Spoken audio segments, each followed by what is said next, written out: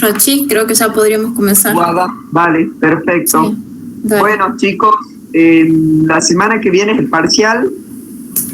Va a ser, al final va a ser la misma modalidad que veníamos teniendo, o sea, va a ser modalidad virtual. Eso les quería avisar de antemano. Y lo segundo es, ¿qué duda tienen sobre el práctico de hacer? Y acuérdense que tienen que presentar este práctico que van a ver hoy con la Guada hasta el, creo que les puse para que esté, digamos, en horario, creo que hasta el martes a las 12 de la noche tienen que presentar este trabajo práctico para que esté, digamos, como presentado dentro de los términos, dentro del término. ¿Dudas sobre el práctico anterior? Acuérdense que el segundo parcial es integrador, o sea que seguro que va a haber problemas de aceros, de aglomerantes y además problemas de un par de problemas más sobre algunos de los temas que vimos en el primer parcial o en los otros trabajos prácticos.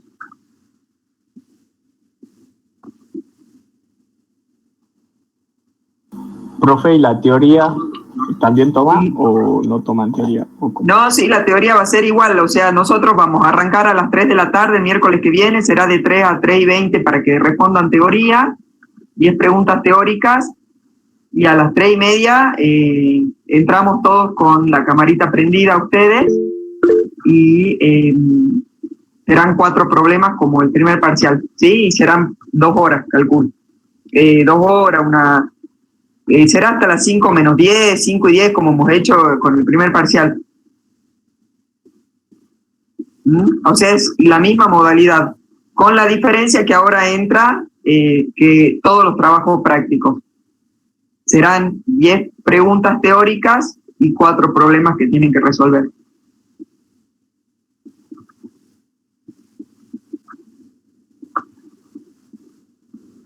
Y de vuelta les pregunto, ¿tienen alguna duda sobre el trabajo práctico anterior?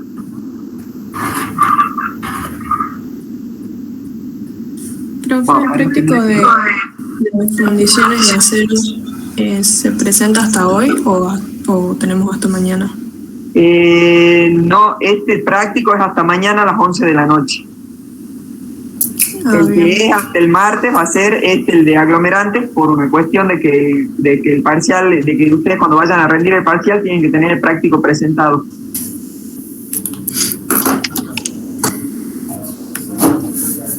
Profe, el TP6 se entrega hasta hoy, ¿no es cierto? Hasta mañana a las 11 de la noche, porque en teoría hoy, acuérdense que hoy es la consulta y que ustedes tienen para completar hasta mañana. El tema es que el otro miércoles, como es parcial, ustedes van a tener hasta el martes a la noche. Llegan a tener aquí. Profe, la plataforma dice que es hasta hoy a las 12:23:59. Bueno, me confundí. Hoy es hasta el jueves, ya lo cambio ahora. Y si llegan a tener dudas sobre este práctico, sobre el práctico que van a ver hoy, manden mensaje a la plataforma. Ya voy a poner un foro en el tema, porque no vamos, si llegaran a haber muchas dudas, bueno, nos juntamos un día antes y hacemos una clase extra, digamos, pero no creo que haya tantas dudas. La verdad que este práctico me parece que es más sencillo que el anterior, ¿no, Guada? Sí, así es. Y viendo y considerando que hoy no tienen dudas, con el otro no va a haber problema. ¿Profe? Sí. Sí, yo tuve una duda justo en el ejercicio 2 y el 7, que son tipo parecido. que hay que ver por zona, qué tipo de metales, digamos, por zona, por temperatura y eso, y no me quedó muy claro eso, no sé si lo puede explicar de nuevo. ¿Qué es lo que se va formando? A ver, voy a compartir, Guada. Dale. Porque ni me acuerdo con el que quedó, perdón. Perdón. Ejercicio 2. Ejercicio 2, sí.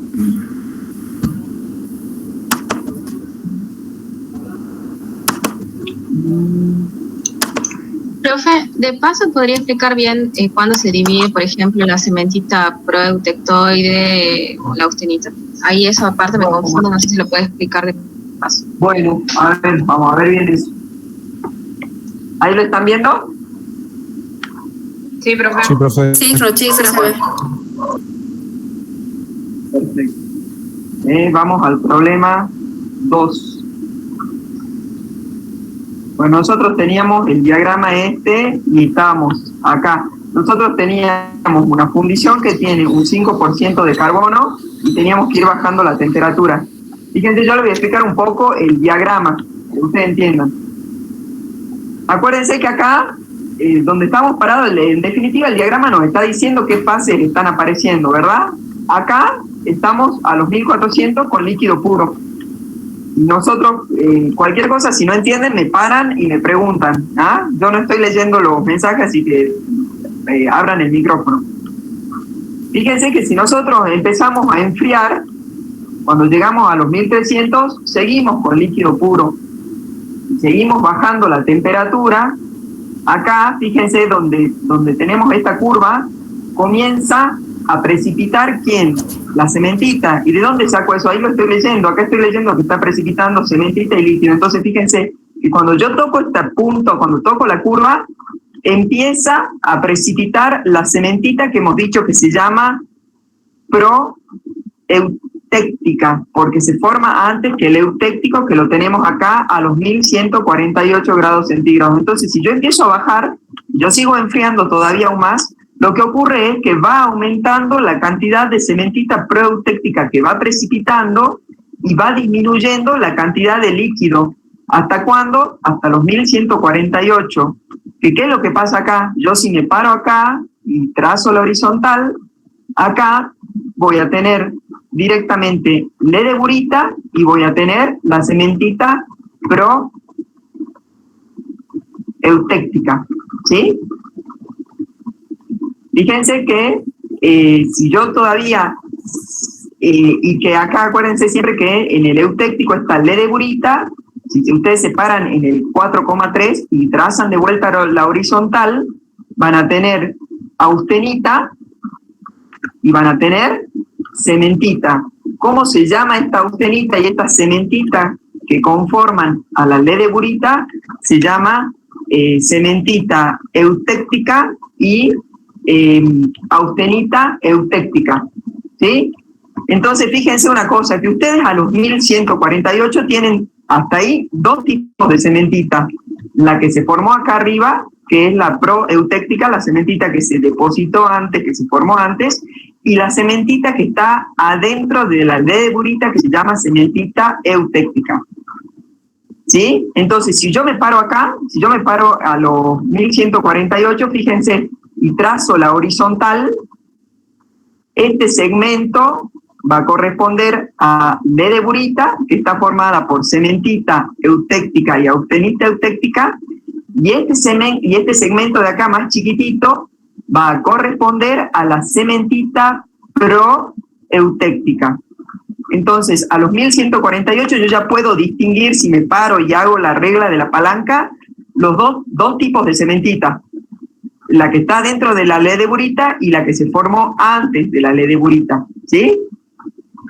Si nosotros seguimos bajando, acá en el gráfico vemos que tenemos austenita y cementita. Pero fíjense que esta cementita, hemos dicho que es una cementita total. ¿Formada por quién? Y toda esta parte que está acá, toda esta parte de acá, va a ser la cementita que se formó acá, que es la proeutéctica, la cementita que está en la ledeburita, que es la cementita eutéctica, y la que se empieza a formar acá, y que esta la vamos a sacar por diferencia, que es la cementita proeutectoide, que hemos dicho que es la que se forma antes de los 723 grados centígrados. Entonces, fíjense que hasta acá, hasta los 723, o un poquito más arriba, perdón, ya tenemos 3 tipos de cementita. La que se formó acá, que es la proeutéctica, la que tenemos adentro de la ledeburita, que es la eutéctica, y la que se forma desde acá hasta acá, que es la proeutectoide. Y acuérdense que esta cementita proeutectoide la sacamos por diferencia. ¿Cómo? Y bueno, nos paramos acá un poquito más arriba de los 723 y calculamos, fíjense que yo estoy acá, este segmento va a corresponder a la cementita total. Y si nosotros ya veníamos haciendo los cálculos acá arriba, ya sabemos cuánto teníamos acá de la, si yo me paro acá a los 1148, ya hemos calculado cuánto teníamos de cementita eutéctica y cuánto de cementita proeutéctica. Entonces, la cementita total menos la cementita que se formó acá, que es la proeutéctica, y menos la cementita que está en la ledeburita, que es la eutéctica, vamos a sacar por diferencia esta cementita que es la proeutectoide. Y por último, nos queda una cementita más, que es la cementita que está adentro de la perlita.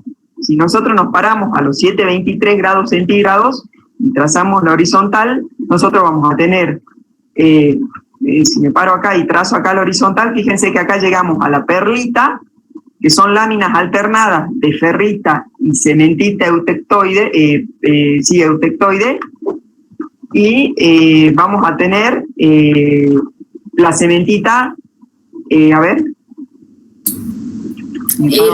tengo cementita total. Sí, la cementita total y la perlita. La cementita total y la perlita, ¿sí? En donde ya habíamos hecho la diferencia, ya habíamos sacado esta por diferencia de estas dos, y la otra cementita que me está quedando es la que está adentro de la perlita. ¿Sí? Que la saco calculando cuánta perlita tengo, y después me tenía que parar de vuelta acá en el eutéctico y determinar cuánto tiene de ferrita y cuánto de cementita eutectoide. Y multiplicaba la fase, digamos, de la perlita por la fracción de cementita eutectoide, ¿sí? Y ahí están determinando ya, o están haciendo la disgregación de las 4 cementitas. Esta disgregación solo se la puede hacer con la cementita porque siempre mantiene la concentración de carbono en 6,67. Ese balance o esa disgregación no lo podemos hacer en las otras fases porque en la composición de carbono se va modificando. ¿Sí? O sea que si le pedimos esa... o sea, no lo podemos hacer con la austenita, esa disgregación, entonces. No, porque acá el carbono se va modificando, la composición de carbono. ¿Sí? Y después, ¿qué más? Entonces, entiendan esto, que estas fases, estas líneas, en definitiva, en el gráfico, nos están indicando cambio de fase, que no necesariamente es un cambio de estado. Fíjense que en este caso sí pasamos de líquido a sólido, ¿sí? Acá en este punto pasamos de tener todo líquido a que empiece a precipitar la cementita que es sólido. Acá, por ejemplo, a los 1148 pasamos de tener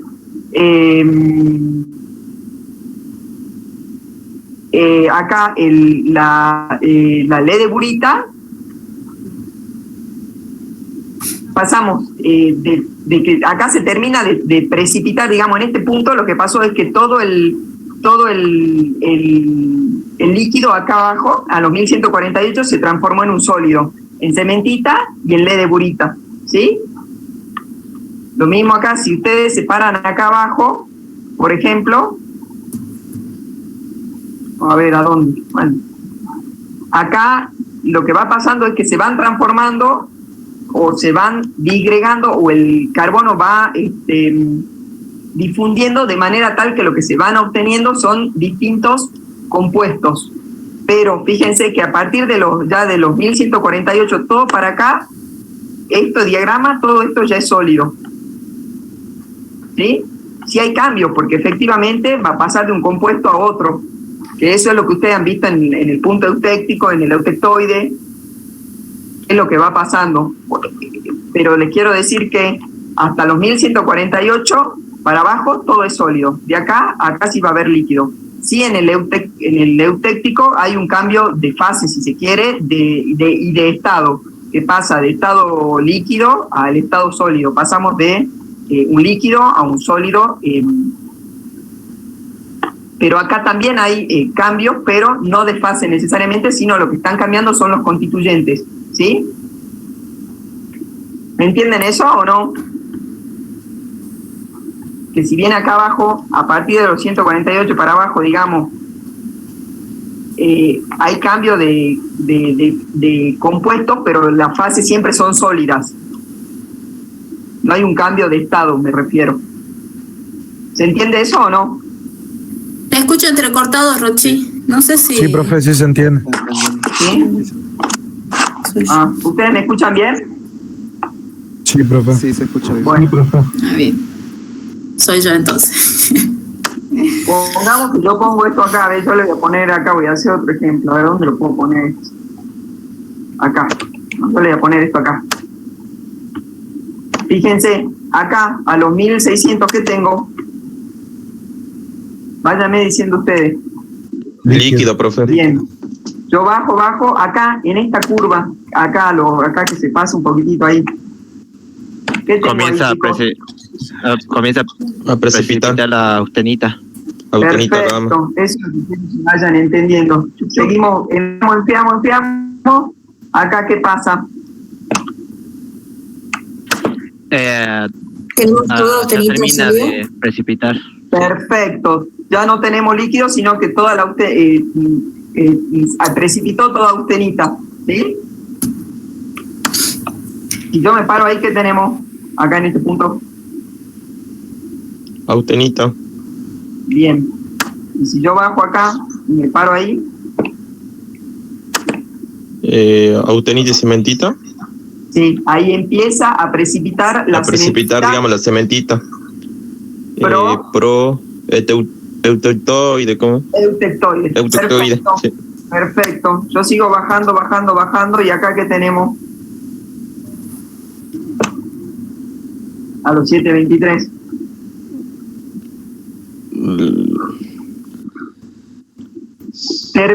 Ahí termina de precipitar la cementita proeutectoide, y fíjense que la austenita se transforma en perlita, y estamos en lo que era el ejercicio número 6. ¿Se acuerdan que todos los granos de austenita debajo de los 723 se transforman en perlita? Sí. Esa sería la situación acá. Estamos en el caso de un acero, sería hipereutéctico. ¿Sí?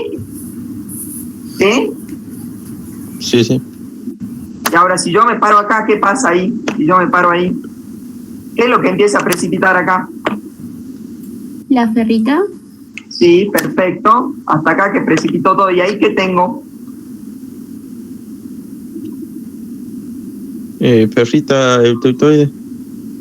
Ferrita, proeutectoide, porque es la que vino precipitando desde acá arriba. ¿Y qué más tengo ahí? Fíjate. Perlita. Perlita. Y tengo perlita, perfecto. Toda la austenita que tenía se termina debajo de los 723, se transforma en perlita de vuelta. ¿Me entienden eso, no?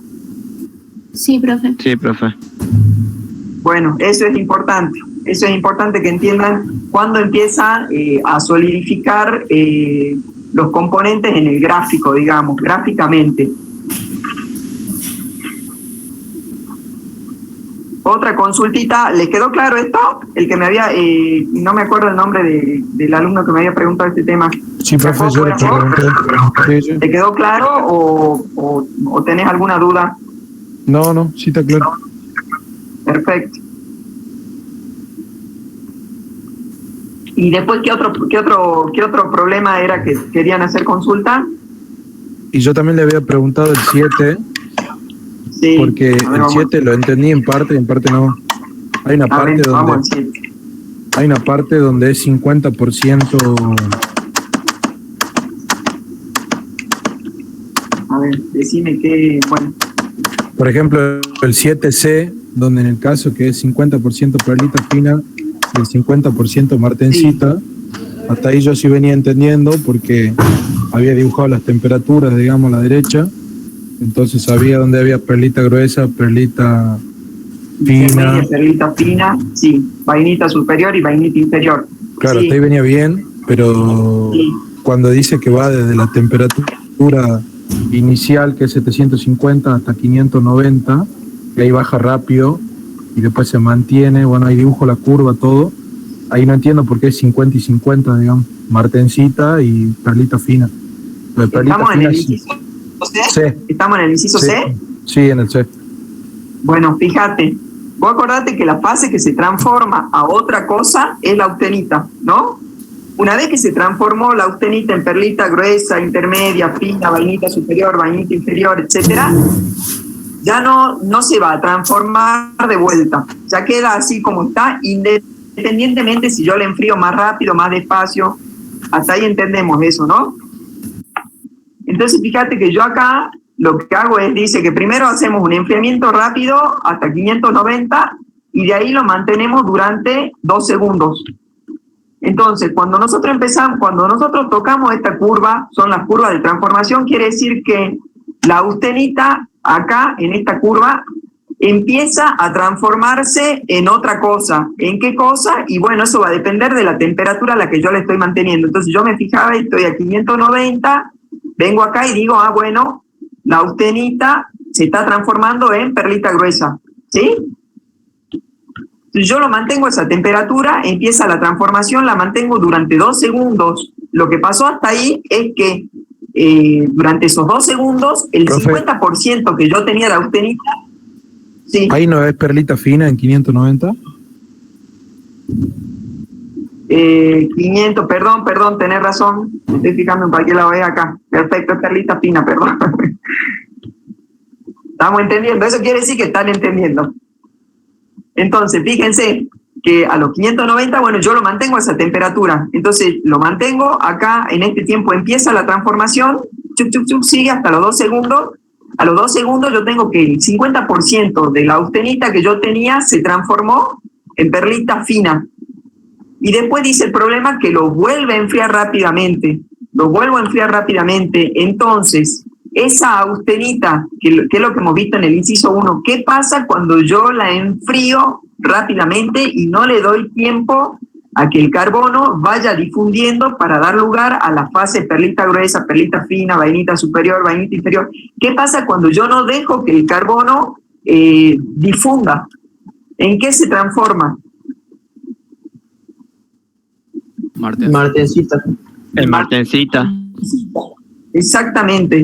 Entonces yo hasta acá sí le di tiempo hasta que haya una transformación, pero al tiempo que yo le di solo se transformó el 50%. Ahora el otro 50%, si yo lo enfrío rápidamente, va a pasar a ser martencita porque no le estoy dando tiempo al carbono a que difunda y dé lugar a las otras fases. ¿Me entendés? ¿Cómo era tu nombre, Jacopo? ¿Estoy Sí, bien o estoy diciendo cualquier cosa? Sí, está bien. Sí, ahora sí entendí. ¿Entendés el problema ese? Sí. Bueno. Perfecto. ¿Alguna otra duda?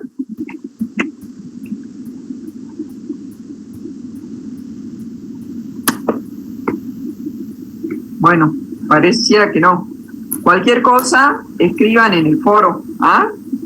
Si llegan a tener duda, y como les digo, si son muchas las dudas o no las podemos responder por el foro, bueno, organizamos un día y damos una clase más de consulta antes del parcial.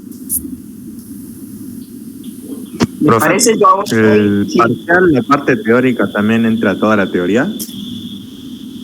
La parte teórica también entra a toda la teoría, sí.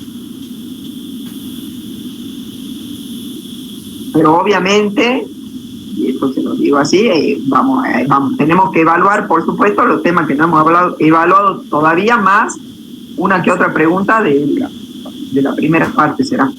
¿Sí? Acuérdense que desde metalografía hasta ahora, hasta aglomerantes, no hemos evaluado nada de la teoría. En el parcial me refiero, ¿no? ¿Profe? Así que entra metalografía, fundiciones, aceros especiales y materiales aglomerantes. Más todo lo anterior. Profe, de materiales aglomerantes sería la parte A y la parte B, de cerámicos y vidrios. No, solamente la parte A. Después lo que es cerámicos y vidrio y refractario, eso no entra. Eso ya va a entrar en el recuperatorio. Ustedes fíjense que si van a recuperar, además le van a entrar más temas. Bueno. Traten de afilar el lápiz para el parcial. Bueno, otra consultita. Profe, consulta del parcial es como el primer parcial, me refiero a el 40% de la teoría más el 60% de la práctica, ¿o es 50-50? Sí, no, es igual que el primer parcial y además este parcial, el segundo parcial, a la hora del polinomio final tiene un peso de un 60% con respecto al primer parcial. ¿Por qué? Porque es integrador.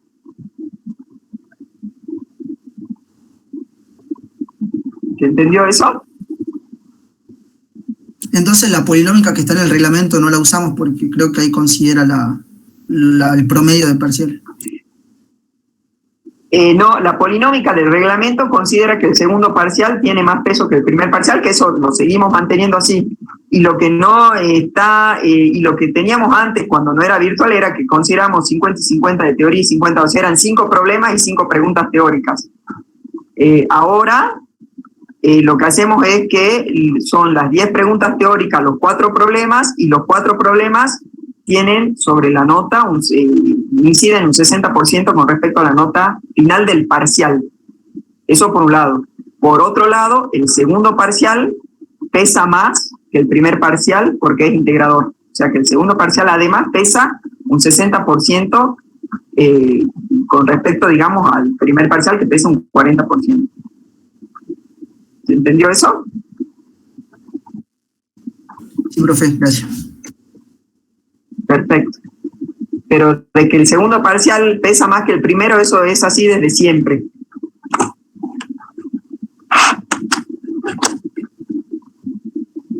Bueno, chicuelos, si no hay más consultas, la dejo a la guada y nos vemos el miércoles que viene. Y ahora modifico la fecha de entrega del trabajo práctico de aceros y les pongo un foro que creo que no puse en la plataforma para el tema de aglomerantes. Si tienen dudas, hacemos una clase extra. ¿Ah? Dale, Rochi. Bueno, guada, ya dejo de compartir. Bueno, ya comparto yo. Dale. Bien. Nos estamos vemos, viendo. Guada. Chau, chicos. Chao, Rochi. Nos vemos. Chao, chao.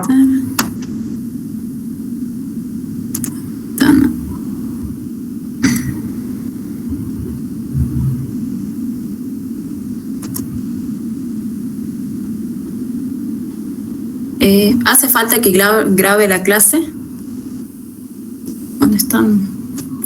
Si puede, por profe, favor. mejor. Bueno, dale. A ver.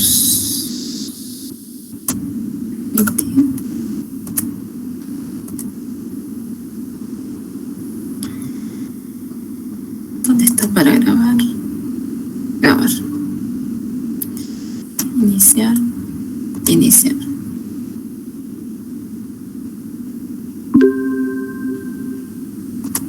Bien, ¿pueden ver la presentación? Sí, se ve. Bueno, perfecto, comenzamos entonces. El trabajo práctico de hoy es sobre materiales aglomerantes, ¿sí? Ya es el último práctico, como dijo Roche, es el más cortito y el más sencillo de todos, ¿sí? Vamos a comenzar con el problema 1. Ay, disculpen. Se borró una ventana.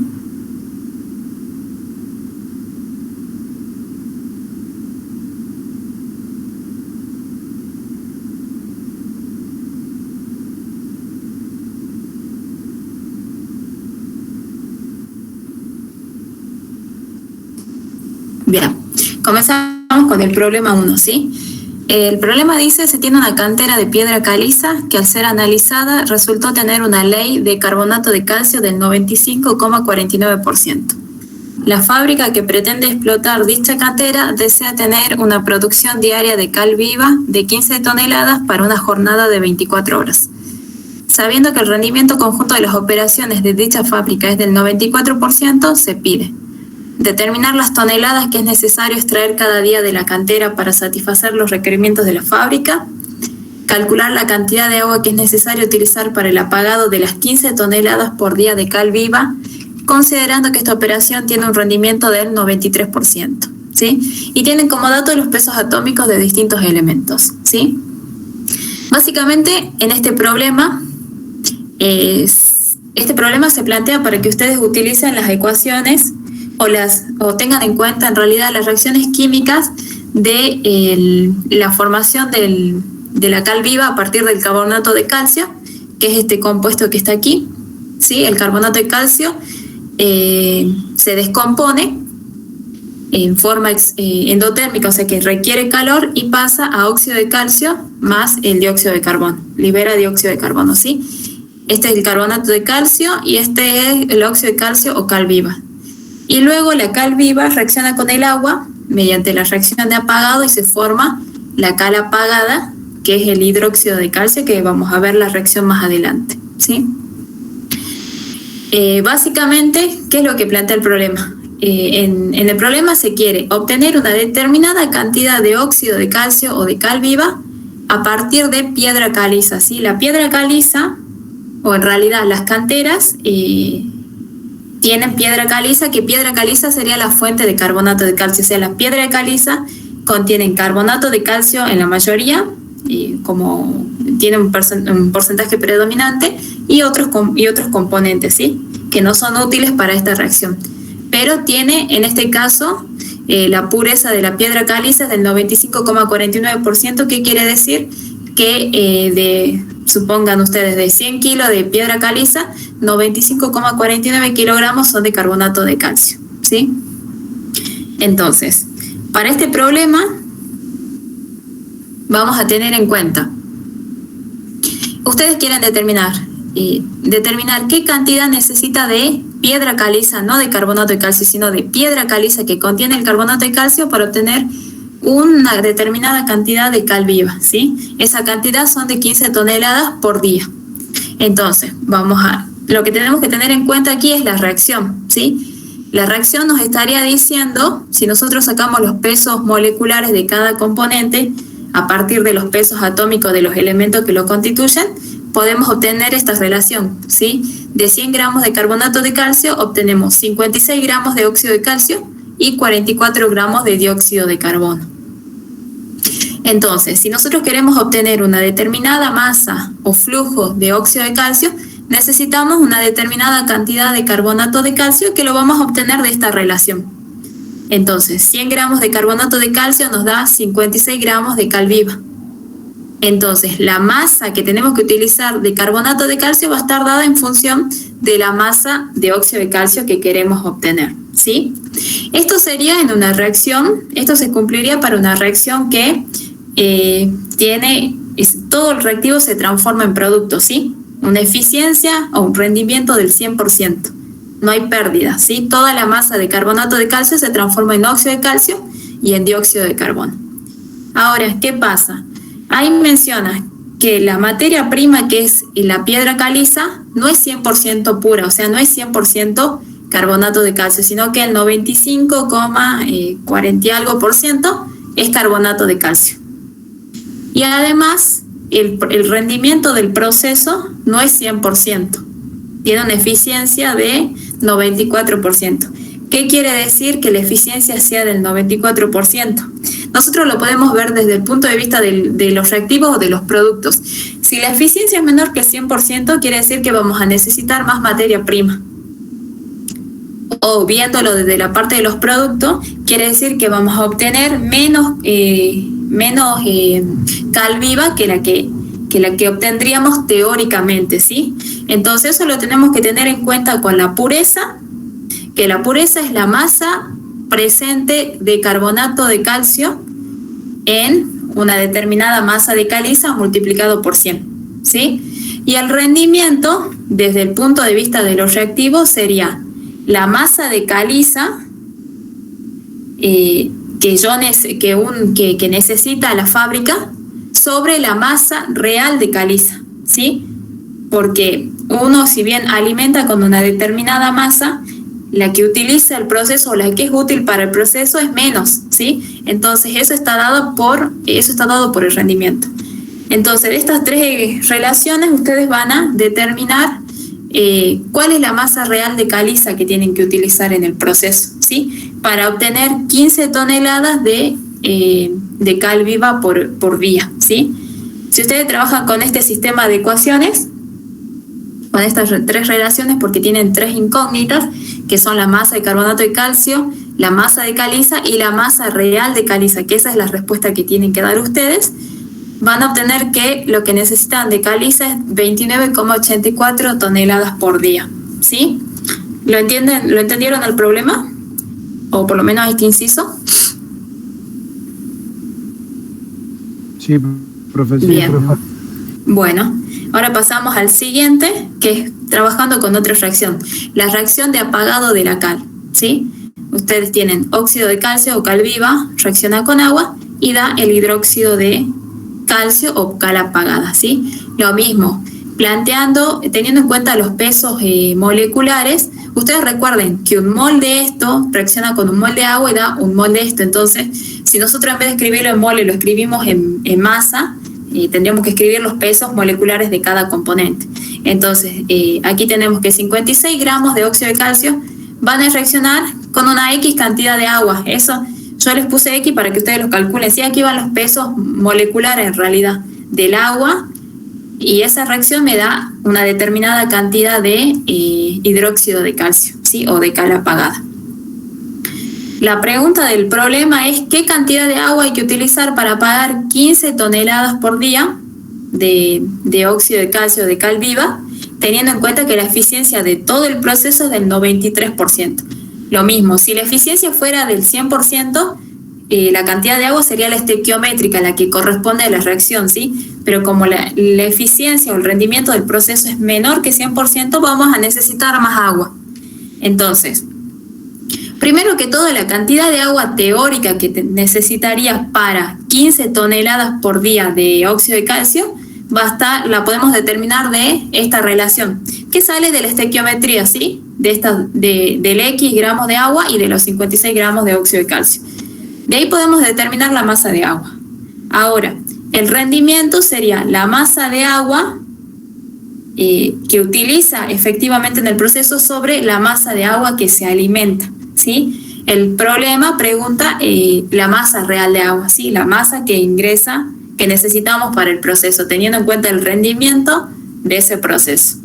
De nuevo, resolviendo son dos ecuaciones, van a obtener que la masa que necesitan de agua es 5,18 toneladas por día, sería un flujo, ¿no? Flujo de agua. Y ustedes tienen que dejarlo expresado en unidad de volumen por tiempo, ¿sí? Porque el agua en general no hablamos de, cuando hablamos del agua no hablamos de masa de agua, sino que de volumen de agua, ¿sí? Porque se trata de un líquido. Eso sería todo el problema 1. Ahora pasemos al problema 2, que trata sobre un ensayo de tracción y compresión, de resistencia a la tracción y compresión de un yeso. Dice, se quiere determinar la resistencia de un yeso a la tracción y a la compresión. Se efectuaron los ensayos correspondientes entre 6 probetas de sección rectangular, cuyas dimensiones eran 4 centímetros por 4 por 16 centímetros. Y se obtuvieron los resultados que se indican en la siguiente tabla, ¿sí? Y tienen que calcular la resistencia a la tracción y a la compresión del yeso ensayado, ¿sí? Tienen 6 probetas. Primero hacen ensayo de tracción y obtienen estos valores de resistencia a la tracción para esas 6 probetas de yeso, ¿sí? Como resultado del ensayo de tracción, por cada probeta se generan 2 piezas. Al traccionarse, llegan hasta la rotura del material, hasta la rotura de la probeta. Entonces, por cada probeta que fue sometida a tracción, obtenemos 2 probetas, ¿sí? Entonces, después del ensayo de tracción, vamos a tener 12 probetas, ¿sí?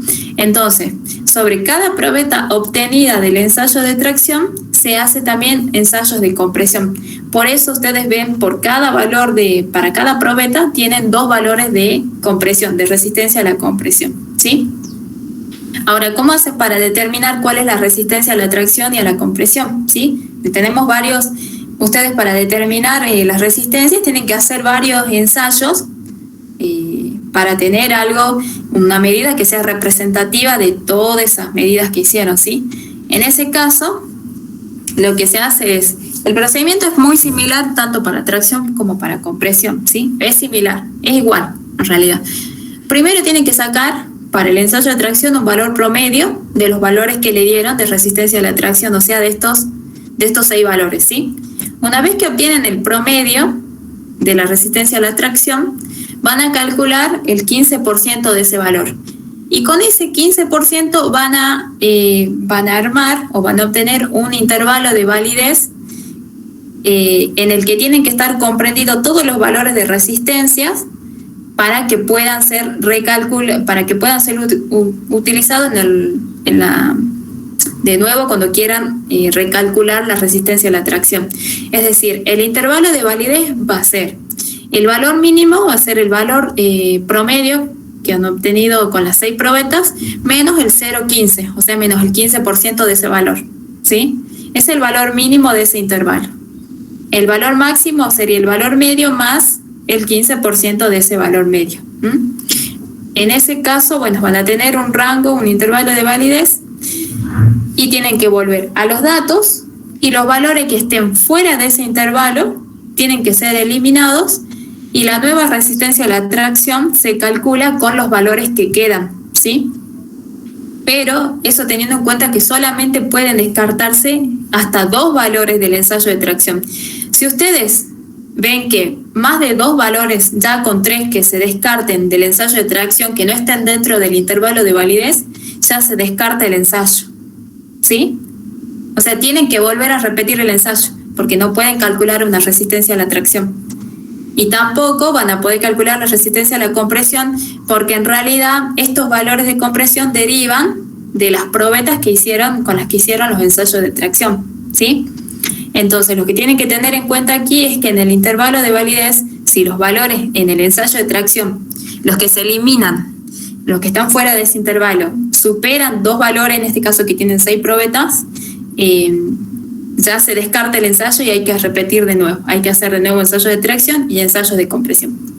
En este caso van a ver que se elimina menos de esos valores, entonces la resistencia a la tracción da este valor, ¿sí? Y ahora sí, como verificaron que menos o hasta 2 valores se eliminaron de ese intervalo de validez, pasamos a calcular la resistencia a la compresión. Nuevamente, toman todos los valores, como el ensayo de tracción es válido, ahora pueden trabajar con todos los valores de compresión. No es que porque elimine 2 valores del ensayo de tracción voy a eliminar los de compresión de esa probeta, no.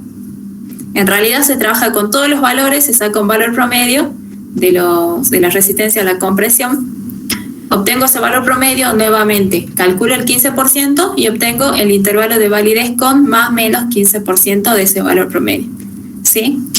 Nuevamente analizo y elimino todos los valores de resistencia a la compresión que estén fuera de ese intervalo de validez. En este caso, para la compresión, el límite máximo es de 6 valores. Hasta 6 valores es válido, si se eliminan hasta 6 valores es válido el ensayo. Pero si necesitan eliminar más valores, si más valores están fuera de ese intervalo de validez, hay que repetir nuevamente el ensayo, ¿sí? En este caso son menos los valores, entonces la resistencia a la compresión es de 84, es este valor, ¿sí? O sea que si ustedes hubieran eliminado más de 6 valores, directamente tienen que concluir, no es que tienen que calcular, concluyen que hay que repetir el ensayo, porque se descartaron más valores de los que se pueden descartar, ¿sí? Bien, ahora pasamos al tema de análisis de Klinker.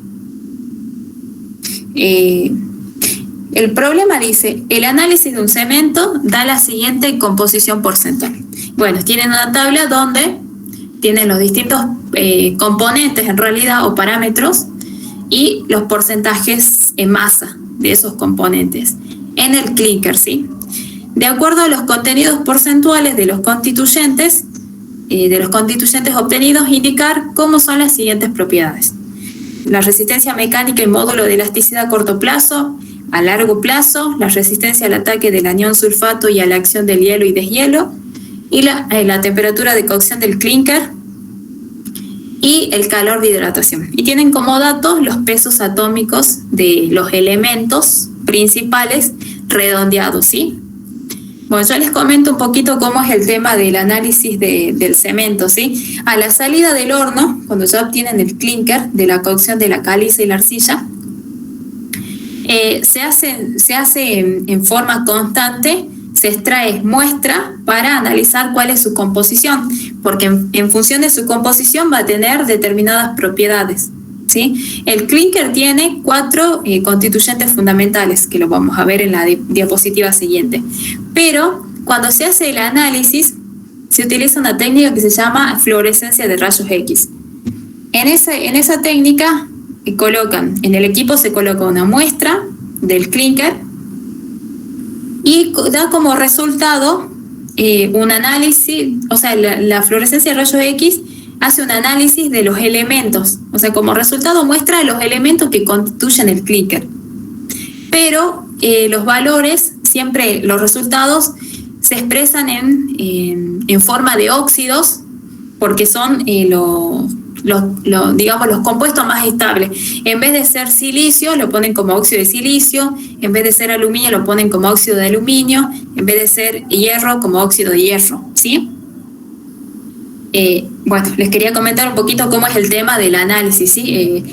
Se toma muestra, esa muestra va a un equipo de fluorescencia de rayos X, ahí se incide la muestra con rayos X, estos rayos X interactúan con las muestras, con los electrones en realidad, y al interactuar con los electrones se producen saltos dentro de las órbitas más internas de los átomos, y esos saltos producen determinadas radiación, emisión de fotones, y la energía de esos fotones es característica de cada elemento, ¿sí? Por eso es un análisis elemental, un análisis que permite ver cómo está compuesto, qué elementos son los constituyentes del clinker. Pero cuando se expresa el resultado, se lo coloca en forma de óxido, ¿sí? Los que más nos interesa para el análisis del clinker y para ver las propiedades son estos 4 óxidos: el óxido de silicio, de aluminio, de hierro y de calcio, ¿sí? Aquí tienen 2 tipos de óxido, el que nos interesa, el que está en mayor proporción, que aquí es casi 64%, frente a este que es libre, que es de 0,76%, ¿sí? Ahora vamos a ver cómo hacen para determinar los porcentajes de constituyentes del clinker, ¿sí? El análisis nos da los porcentajes de óxido, ¿sí? Los porcentajes de estos 4 óxidos. Lo vamos a denominar al óxido de calcio con C, al óxido de silicio con S, al óxido de aluminio con la A y al óxido de hierro con la F, ¿sí? Estos son los pesos moleculares de estos 4 óxidos, y las fases constituyentes del clinker, en realidad, las más importantes son estas 4, ¿sí? Tenemos aquí está la fórmula. Este es el silicato tricálcico, el silicato dicálcico, el aluminato tricálcico y el aluminato ferrito tetracálcico, ¿sí? Aquí están las fórmulas. O sea, esos subíndices indican cuántas moléculas del óxido están conformando el compuesto, ¿sí? El constituyente. En realidad, esto es lo que contiene el clinker, pero el análisis que nos da el equipo nos lo da expresado de esta forma, ¿sí? Y para saber las propiedades que tiene el clinker, nosotros tenemos que determinar cuál es la composición o qué porcentaje tenemos de cada uno de estos constituyentes, de cada una de estas fases en el clinker, para saber las propiedades. No necesitamos esta, o sea, esta no nos da información. Nos da información los porcentajes de esta. Entonces, como les dije, a través del análisis químico, ustedes determinan los porcentajes de óxidos que hay en el clúster. Ahora, ¿cómo hacemos para determinar los porcentajes que tiene de estos constituyentes? ¿Sí? Hacemos balance de masa para cada uno de los constituyentes. ¿Sí? Es decir, mejor dicho, para cada uno de los óxidos. ¿Por qué? Ustedes lo que tienen que tener aquí en cuenta es que la cantidad de óxido de calcio que detectó el equipo que hace el análisis, ese óxido de calcio va a ser lo que está contenido en el silicato, en este silicato, en este silicato, en este aluminato y en este otro aluminato, ¿sí? Fíjense que el óxido de calcio que me dio el equipo está contenido en las cuatro fases, ¿sí? O sea, cada una de esas fases contiene algo de óxido de calcio. Es decir, que esta medida que me dio de óxido de calcio tiene alguna relación con las 4 fases, ¿sí? Ahora, a ver, vamos a ver aquí, volvamos aquí. Por ejemplo, para el óxido de aluminio, ¿sí? Y el óxido de aluminio nos da la cantidad total que hay de óxido de aluminio, pero el óxido de aluminio, viéndolo en las fases que hay del clúster, lo vamos a tener solamente en estos dos, ¿sí? Porque en estos dos compuestos tienen óxido de aluminio, en estos dos no tienen.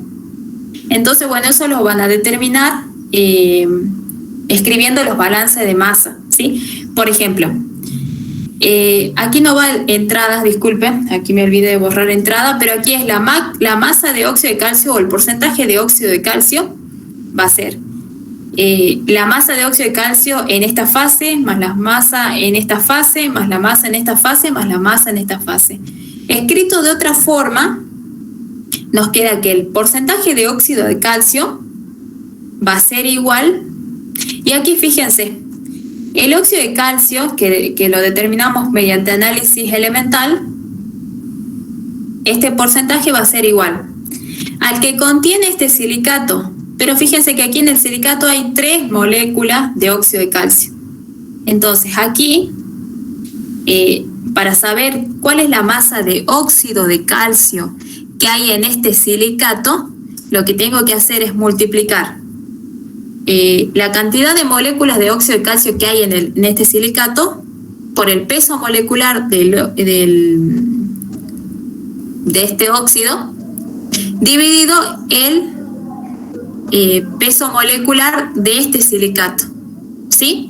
O sea, este numerito que aparece aquí se forma de tener en cuenta el coeficiente del óxido de calcio, porque estoy analizando ahora para el óxido de calcio, multiplicado por el peso molecular del óxido sobre el peso molecular del compuesto, ¿sí? De la fase.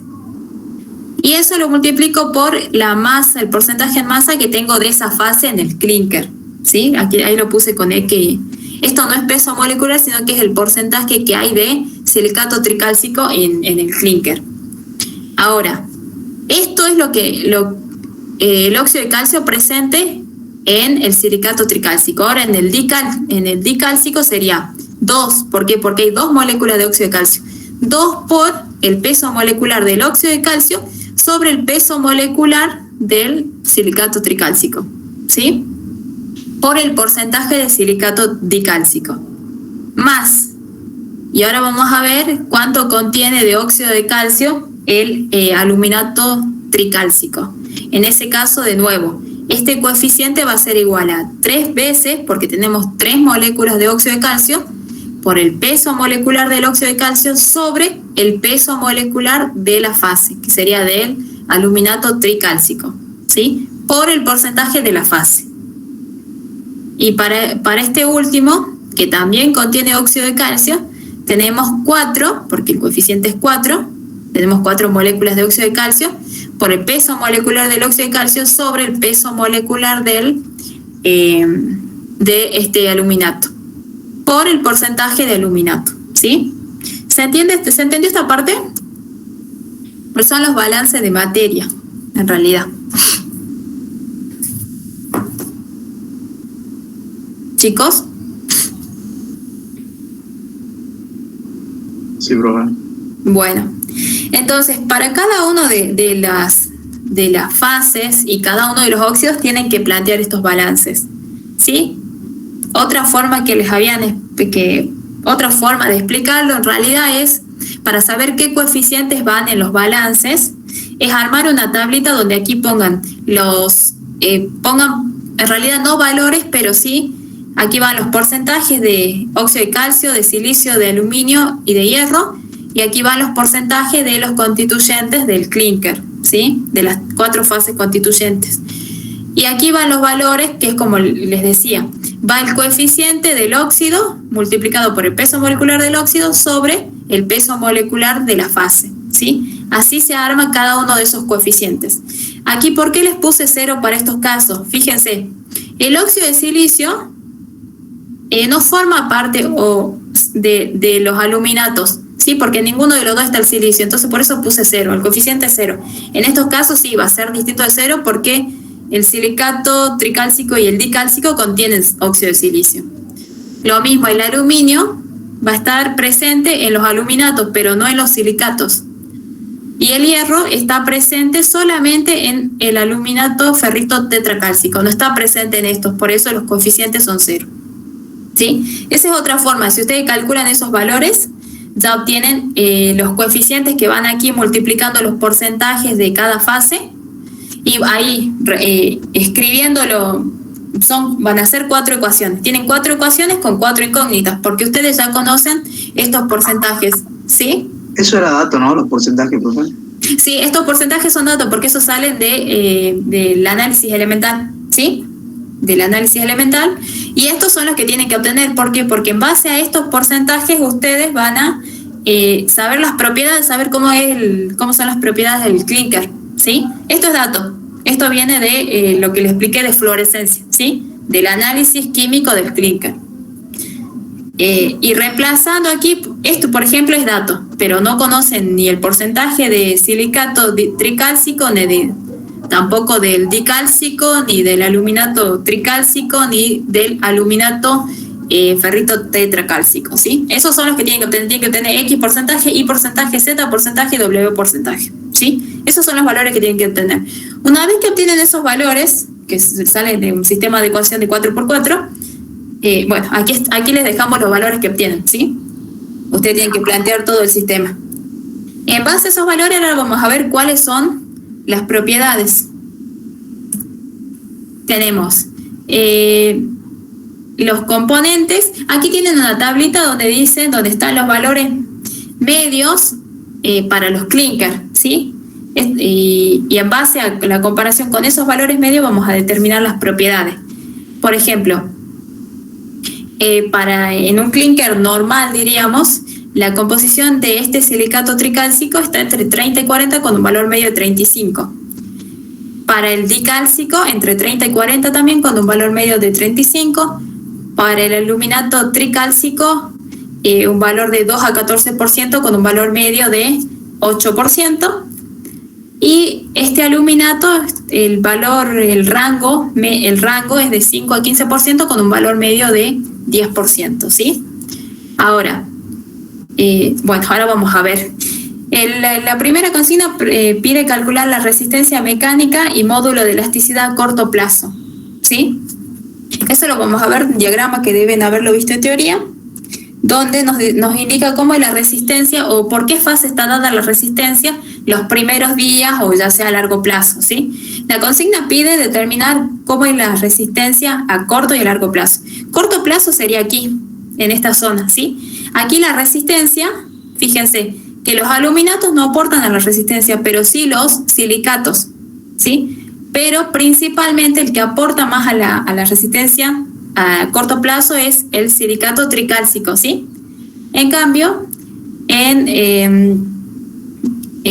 ya a largo plazo, fíjense que la resistencia de lo que dan los aluminatos sigue siendo despreciable frente a estas resistencias, pero a largo plazo ya son importantes tanto la del tricálcico como la del dicálcico, ¿sí? Como los silicatos dicálcico y tricálcico. Entonces, para responder a esa pregunta, ustedes tienen que saber qué fases dan esa resistencia y qué porcentaje tienen. Para corto plazo habíamos dicho el silicato tricálcico, ¿sí? El valor que obtenemos, según lo que vimos aquí, 52%, ¿sí? Ahora, comparemos con el valor medio. el valor medio es 35%, o sea que está mucho más arriba que ese 35%. Por lo tanto, la resistencia mecánica y el módulo de elasticidad a corto plazo van a ser muy buenos, digamos, comparados con los valores normales. Va a tener muy buena resistencia mecánica y muy buen módulo de elasticidad a corto plazo. Ahora, para el caso de largo plazo, como les dije, influyen los dos silicatos. Entonces, aquí nos fijamos que la suma de los dos silicatos en un clinker normal tiene un valor medio de 70%, en un rango de 60-80. Si ustedes hacen la suma de esos dos valores que obtuvimos aquí de estos balances, obtenemos que la suma da 77%, que es un valor mayor al valor normal, al valor medio, ¿sí? Lo mismo. Entonces la resistencia mecánica y módulo de elasticidad a largo plazo es muy buena, ¿sí? Esas son las conclusiones a las que tienen que llegar, pero siempre comparando con valores medios. Respecto al otro ítem que pregunta la resistencia al ataque del anión sulfato y la reacción del hielo y deshielo, tenemos que en este caso la resistencia va a estar dada por el aluminato tricálcico, ¿sí? Aquí fíjense, también están anotadas en las tablas las propiedades. Este componente da la resistencia al sulfato, a la acción del agua, del hielo y del deshielo, ¿sí? Y aquí tienen los valores, ¿sí? Además que están escritos aquí. Pero aquí tienen los valores de cómo es la resistencia. Si el porcentaje es menor al 5%, tiene buena resistencia a todo esto, ¿sí? Si está entre 5 y 7, la resistencia es regular. Y si es mayor que 7, es mala la resistencia. Entonces, comparemos el valor que teníamos del aluminato tricálcico, que es de 8,32%, es mayor que 7%, entonces la resistencia es mala, ¿sí? No es resistente a la acción de los sulfatos y al hielo y al deshielo, ¿sí? ¿Qué es lo que ocurre en particular con los sulfatos? Que el contenido de aluminato, aluminato tricálcico sea alto, da lugar a que reaccione con los aniones sulfato y se forme en un compuesto que se llama sulfonoaluminato cálcico, ¿sí? Y este compuesto tiene un mayor volumen, entonces tiene un efecto negativo sobre el clinker. Por eso la resistencia al sulfato lo da la concentración, el porcentaje que tiene, el porcentaje de aluminato tricálcico, ¿sí? Tiene un efecto negativo. Mientras más cantidad haya, menor es la resistencia al sulfato, menor es la resistencia al hielo y al deshielo, ¿sí? Ahora,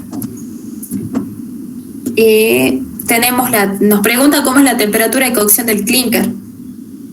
De estos constituyentes, de las cuatro fases que tenemos, las que tienen acción de fundente, es decir, que son compuestos que al estar en mayor concentración, lo que hacen es, el horno necesita menor temperatura para la cocción del clinker. Si están en baja concentración, necesitan más temperatura. Si están en mayor concentración, necesitan menor temperatura. Entonces, los valores medios para estos dos constituyentes, para los aluminatos, eran 8 y 10%. O sea que el valor medio es 18%. Si tenemos una concentración mayor a 18, disminuye la temperatura de cocción del clinker. Y si es menor, aumenta la temperatura. Aquí nos da 17,16 prácticamente, está muy cerca de 18. Por eso aquí se concluye que la temperatura de cocción en el horno será ligeramente mayor a lo normal, ¿sí?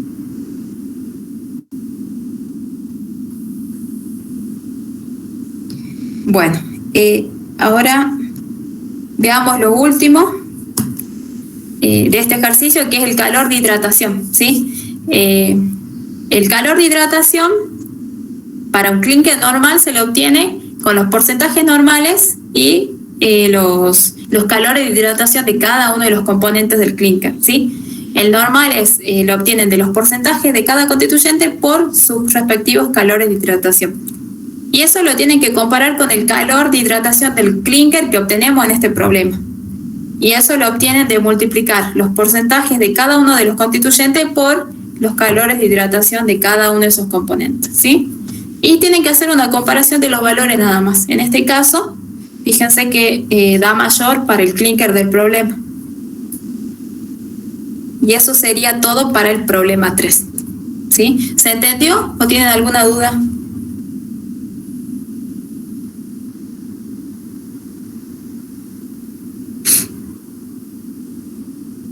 Chicos. Se entendió, profe. Bueno, ahora pasamos al otro problema, o sea, el penúltimo.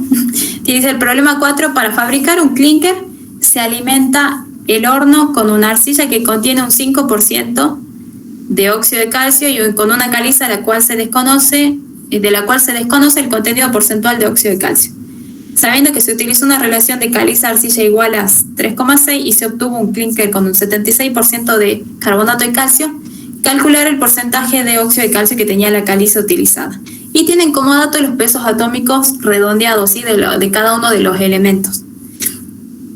Ahora, bueno, básicamente este sería el esquema. Ustedes al horno alimentan arcilla, caliza, trabajan a temperaturas superiores a 1000 grados centígrados y obtienen un clinker, ¿sí?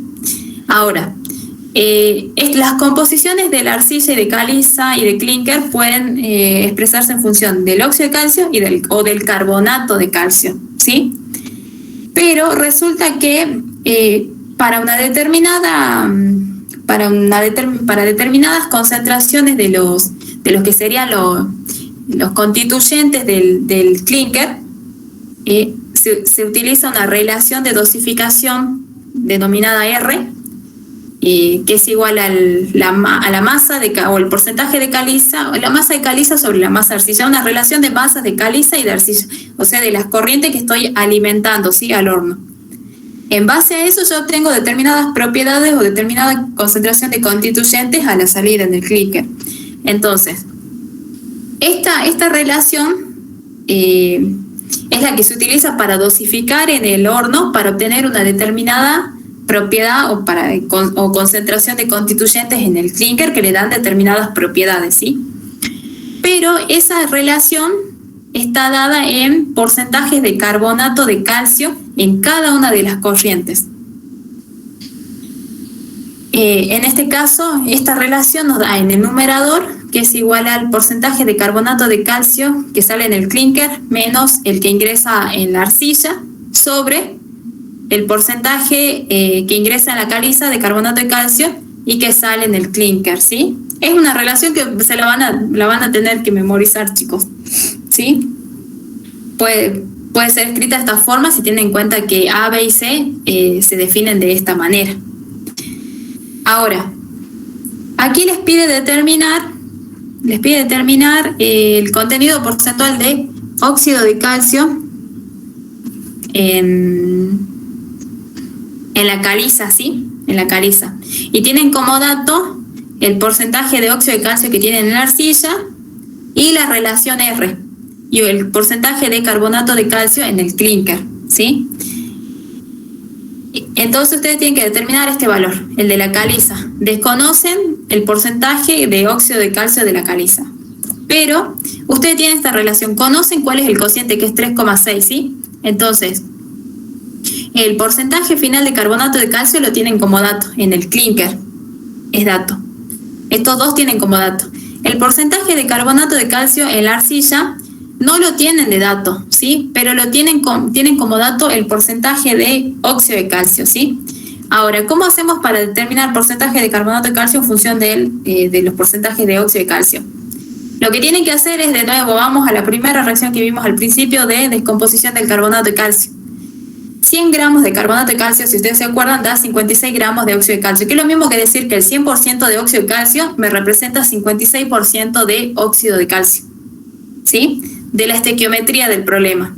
Entonces, si ustedes tienen como dato porcentajes de calcio, de carbonato de calcio, pueden transformarlo en porcentaje de óxido de calcio con esta relación.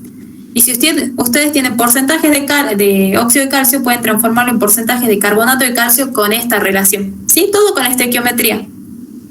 Entonces, fíjense, ustedes en el problema les pide, para utilizar esta fórmula, tienen que tener todo expresado en porcentaje de carbonato de calcio, disculpen. Ya tienen como dato el C es dato, lo que sale en el clinker. El de la arcilla lo tienen expresado en porcentaje de óxido de calcio. Entonces, lo que van a hacer es determinar de esta relación que les dije, 56% de óxido de calcio es 100% de carbonato de calcio. Entonces 5% de óxido de calcio es tanto de carbonato de calcio, ¿sí? De esta relación determinan el porcentaje de carbonato de calcio que entra en la arcilla. Entonces tienen como dato este y este. Y tienen como dato el R. Entonces nos faltaría determinar el porcentaje de carbonato inicial en la alcaliza. De aquí pueden despejar este valor, ¿sí? Y de nuevo, a partir de la estequiometría y del porcentaje de carbonato de calcio, lo transforman en porcentaje de óxido de calcio. Y ahí determinan, por regla de 3 simple, cuál es el porcentaje de óxido de calcio que tiene la caliza, ¿sí? ¿Se entendió este problema? Esto se llama regla de los carbonatos. ¿Por qué? Porque expresa la relación de dosificación entre la arcilla y la caliza en función de los porcentajes de carbonato de las corrientes de entrada y de salida, ¿sí? Pero si tenemos porcentaje de óxido de calcio, lo podemos expresar como carbonato de calcio a partir de la estequiometría de la reacción. Bien. ¿Listo? ¿Entendieron este problema? Sí, profe. Bueno, ahora ya pasamos al último y finalizamos, ¿sí? El problema 5, ahora ya no tenemos un ensayo con yeso, sino un ensayo con hormigón para determinar su propiedad, su resistencia. Dice, se ensaya un hormigón para lo que se rompen varias probetas cilíndricas de 15 centímetros de diámetro y 30 centímetros de altura y se obtienen los valores de carga de rotura que se indican a continuación, ¿sí? Y tienen, bueno, ensayaron 10 probetas con distintas cargas. Se pide calcular la resistencia media y la resistencia característica, ¿sí? La resistencia media se obtiene de sacar el promedio, es el valor medio de los valores de carga de la rotura, ¿sí? Esa es la resistencia media. Y la resistencia característica es la media, pero de la mitad más baja de los resultados obtenidos. Para eso lo único que tienen que hacer ustedes es ordenar los valores que les dan los ensayos, de menor a mayor, y tomar la mitad más baja y sacar el promedio, ¿sí? Esas son las resistencias de un hormigón en función de los valores que se obtuvieron en los ensayos de ese hormigón, ¿sí? Y bueno, chicos, eso es todo. No sé si quedó alguna duda.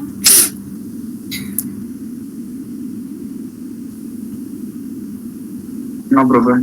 Bueno, bien, yo les dejo entonces la presentación. Ya está la presentación, solo tengo que mostrarla. Y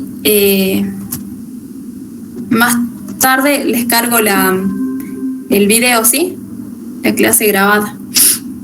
Les voy a pedir que pongan su asistencia ahí que pongan presente en el chat. Y bueno, ya damos por concluida la clase, ¿sí? Ya saben, como dijo Rosario, si son muchas las consultas que tienen para el parcial, se puede dar una clase de consulta, ¿sí? Solo tienen que avisar, ¿sí? Entre el lunes, martes, porque el miércoles tienen el examen. Bueno, profe, hasta luego. Hasta luego. Hasta luego. Nos vemos, chicos. Hasta luego. Profe, gracias.